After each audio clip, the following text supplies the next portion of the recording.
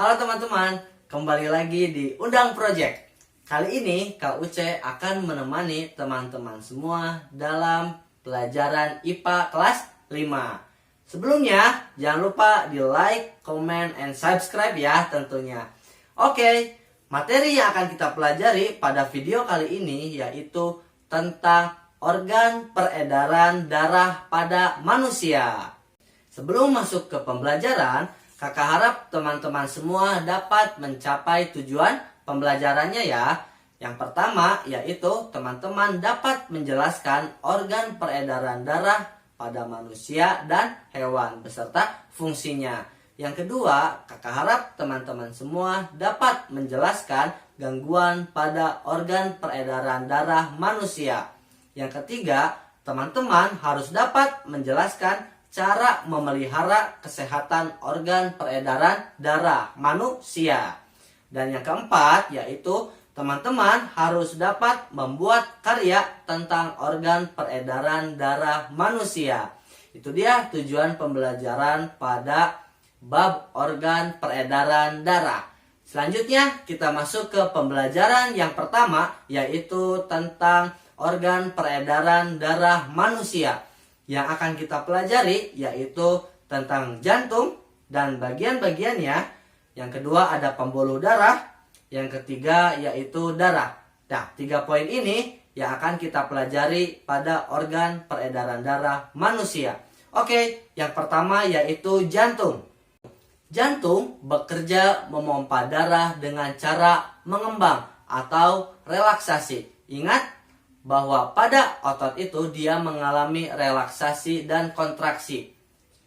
Yang dimaksud dengan relaksasi yaitu ketika otot menjadi lebih memanjang atau lebih panjang. Yang semula bentuk jantung katakanlah lingkaran ini, ketika dia sedang melakukan mengembang atau relaksasi, dia bentuknya akan menjadi lebih besar. Dan akan menguncup atau kontraksi, yaitu keadaan otot lebih mengecil dari sebelumnya. Ketika menguncup, keadaan jantung akan lebih kecil dari bentuk semulanya. Nah, jantung itu bekerja seperti itu. Dia akan melakukan relaksasi dan menguncup lagi. Relaksasi dan menguncup lagi. Nah, kemudian gerakan mengembang dan menguncup ini akan menghasilkan bunyi yang terdengar sebagai detak jantung ya. Nah, itu biasanya yang sering kita dengar pada detak jantung kita. Oke. Nah, sekarang kita akan lanjutkan pada bagian-bagian jantung. Ini dia teman-teman, gambar dari bagian-bagian jantung kita. Teman-teman bisa melihat gambar yang sebelah kiri dulu ya, karena yang sebelah kanan sama saja. Nah, setelah itu coba teman-teman cari kata atrium kanan. Nah, Kakak harap teman-teman sudah menemukannya ya. Atrium kanan ini atau bisa disebut juga dengan kata serambi kanan. Oke, kita sepakati ya. Atrium kita ganti dengan serambi. Itu sama saja. Nah, serambi kanan ini dia fungsinya untuk mengalirkan darah yang kaya akan karbon dioksida ke bilik kanan. Bilik itu yang sebelah mana? Bilik itu yang ventrikel. Di bawah atrium. Nah, teman-teman bisa melihatnya? Oke. Nah, ventrikel ini kita ganti katanya dengan bilik. Sama saja ya. Ingat, atrium itu serambi dan ventrikel itu ialah bilik. Nah, bilik kanan ini dia fungsinya yaitu untuk memompa darah yang kaya akan karbon dioksida ke paru-paru. Jadi, pada serambi kanan dan bilik kanan ini dia fungsinya untuk mengalirkan darah yang kaya akan karbon dioksida. Selanjutnya, coba teman-teman cari kata atrium kiri. Sebelah atau seberangnya dari atrium kanan. Nah, atrium kiri ini atau serambi kiri ini dia berfungsi untuk mengalirkan darah yang kaya oksigen dari paru-paru ke bilik kiri. Bilik kiri itu sebelah mana? Bilik kiri itu yaitu ventrikel kiri. Nah, itu sama saja ya antara ventrikel dan bilik. Nah, kemudian bilik kiri itu berfungsi untuk memompa darah yang kaya akan oksigen ke seluruh tubuh. Nah, jadi pada bagian jantung ini itu terbagi atas 4 bagian ya. Ada serambi kanan, ada bilik kanan, kemudian yang ketiga ada serambi kiri, dan yang terakhir ada ventrikel atau bilik kiri. Nah, teman-teman harus bisa bedakan. Kalau serambi dan bilik yang berada di sebelah kanan, yaitu fungsinya untuk mengalirkan darah yang kaya akan karbon dioksida. Sedangkan pada serambi kiri dan bilik kiri, itu fungsinya untuk mengalirkan darah yang kaya akan oksigen. Oke? Nah, pada bilik kanan ini atau ventrikel kanan ini, dia mengalirkan darah yang kaya akan karbon dioksida ke paru-paru. Sedangkan dari bilik kiri, yaitu untuk memompa karbon dioksida ke seluruh tubuh. Nah, kemudian di bagian atasnya terdapat aorta atau arteri besar. Kemudian terdapat vena yang berwarna biru. Oke, nah itu dia teman-teman tentang bagian-bagian dari jantung. Nah, barusan kita baru saja mempelajari tentang organ-organ pada peredaran darah manusia ya. Yang pertama tadi ada jantung, kemudian ada pembuluh darah, dan terakhir ada darah. Sekarang kita membahas tentang peredarannya ya.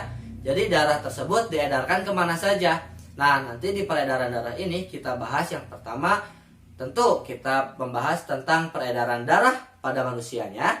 Kemudian yang kedua, gangguan pada peredaran darah manusia. Yang ketiga, cara memelihara kesehatan organ peredaran darah. Oke, kita masuk poin yang pertama, peredaran darah. Peredaran darah manusia ini dibagi menjadi 2 ya. Ada peredaran darah besar dan kecil. Oke, sekarang kita bahas tentang peredaran besar dulu ya. Kalau pada peredaran darah besar ini, darah itu mengalir dari jantung ke seluruh tubuh lalu kembali lagi ke jantung. Dengan proses yaitu berawal dari jantung atau dari bilik kiri, kemudian darah dialirkan melalui aorta ke arteri, kapiler seluruh tubuh, dimulai dari ujung kepala sampai ujung kaki. Kemudian darah dialirkan melalui vena atas dan bawah. Kemudian dan berakhir darah di jantung ya. Jadi dari jantung ke seluruh tubuh kembali lagi ke jantung. Oke, untuk lebih lengkapnya teman-teman boleh simak gambar di slide selanjutnya. Nah, ini dia teman-teman, gambar lengkapnya tentang peredaran darah besar. Teman-teman boleh lihat gambar yang sebelah kanan ya. Nah, tadi kan peredaran darah besar ini dimulai dari jantung atau bilik sebelah kiri. Teman-teman boleh cari atrium kiri. Nah, setelah itu darah akan dialirkan ke aorta. Setelah aorta, kemudian akan diarahkan ke arteri. Nah, setelah dari arteri, darah akan dialirkan ke kapiler yang ada di seluruh tubuh.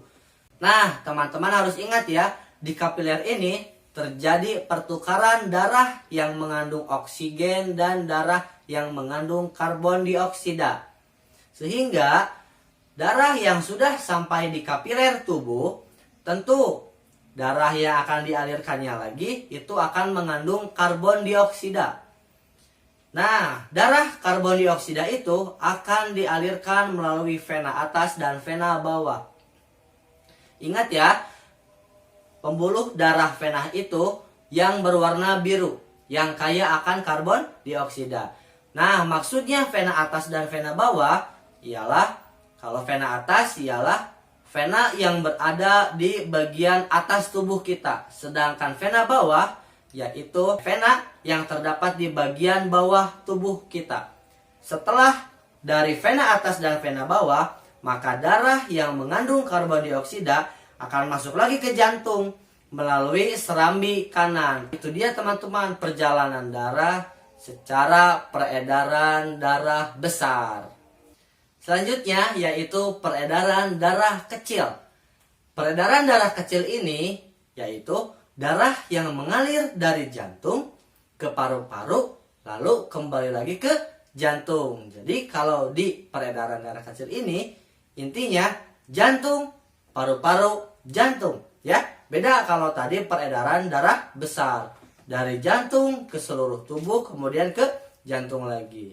Nah, perjalanan darah untuk peredaran darah kecil ini dimulai dari jantung, dari bilik kanan, kemudian ke arteri paru-paru, selanjutnya ke vena paru-paru, dan berakhir lagi di jantung di serambi sebelah kiri. Oke, untuk lebih lengkapnya teman-teman boleh lihat gambar berikut ini. Teman-teman boleh lihat gambar yang sebelah kiri ya. Perjalanan darah kecil ini dimulai dari jantung atau bilik kanan. Kemudian akan masuk ke arteri paru-paru. Di arteri paru-paru ini akan terjadi pertukaran darah oksigen dan darah karbon dioksida. Setelah melalui arteri paru-paru itu, darah yang mengandung karbon dioksida akan dialirkan melalui vena paru-paru. Setelah itu, darah akan masuk ke jantung melalui serambi kiri. Nah, itu dia perbedaan antara peredaran darah besar dan peredaran darah kecil. Kakak harap teman-teman dapat memahaminya dengan baik ya. Selanjutnya yaitu tentang gangguan peredaran darah manusia. Dalam gangguan peredaran manusia itu sebetulnya banyak sekali penyakitnya. Namun kakak hanya batasi 4 saja ya. Yang pertama yaitu ada hipertensi dan hipotensi. Yang kedua ada anemia. Yang ketiga ada stroke. Yang keempat yaitu ada leukemia.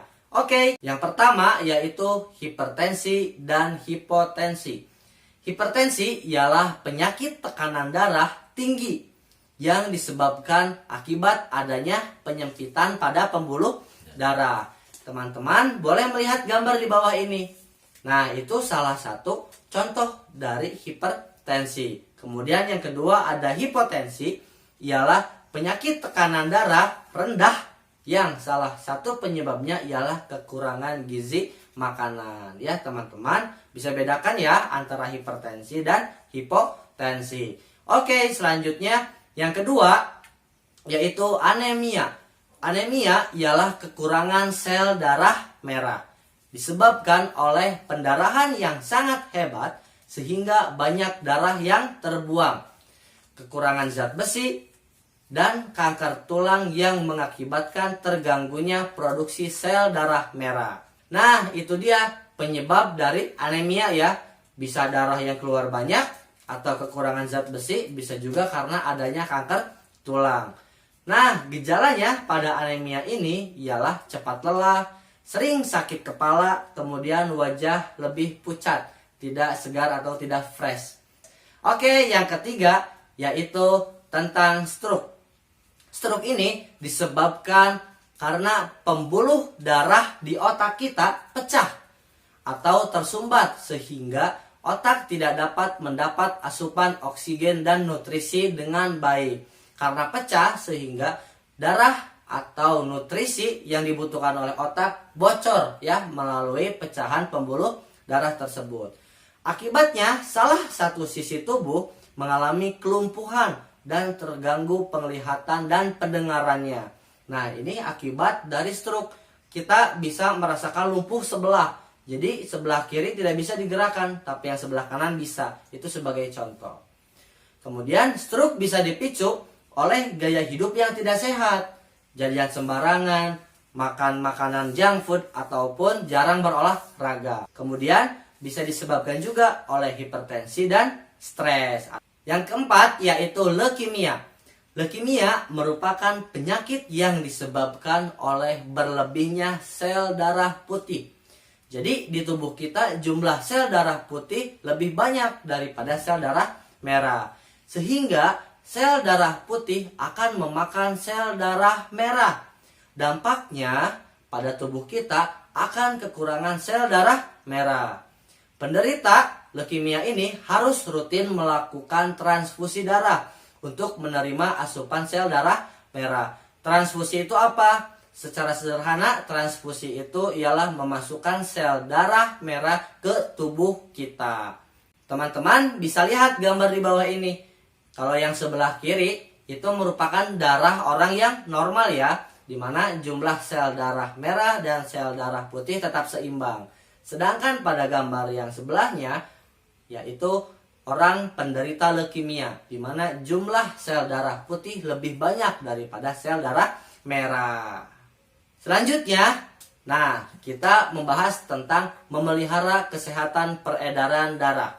Yang pertama, kita semua, khususnya teman-teman, juga kakak, kita harus istirahat secara teratur ya. Dimulai dari bangun tidur, kemudian serta tidur. Tidak boleh begadang, tidak boleh tidur larut malam. Pokoknya istirahat yang cukup. Yang kedua, jangan lupa kita harus rajin berolahraga agar memperlancar aliran darah tentunya. Boleh bersepeda, boleh lari, boleh bermain futsal, ataupun olahraga lainnya. Kemudian yang ketiga, teman-teman harus membiasakan makan makanan yang sehat. 4 sehat 5 sempurna. Kurangi jajan, kurangi junk food, kurangi makanan yang berminyak ya. Karena itu dapat menyebabkan hipertensi. Itu dia teman-teman video pembelajaran kita kali ini, di mana kita baru saja belajar tentang organ peredaran darah manusia, kemudian peredaran darah manusia ya. Tadi kita bedakan ada peredaran darah besar dan juga peredaran darah kecil. Tadi kita juga mengetahui gangguan-gangguan pada peredaran darah besar. Oke, kakak harap teman-teman semua dapat mengikuti pelajaran dengan baik ya. Oke, kalau ada yang ingin ditanyakan boleh diisi di kolom komentarnya. Jangan lupa selalu like, comment, and subscribe di Undang Project.